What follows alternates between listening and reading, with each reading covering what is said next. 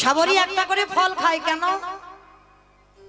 কারণ হীরাচন্দ্রাল ছোটবেলায় গল্প করেছিল সবরীকে, জানিস মা?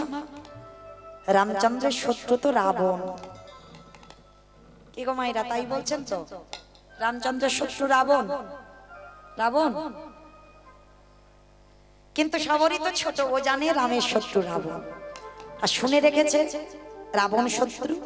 আর সবরীর মনে একটা ভয় সব সময়। কি ভয়?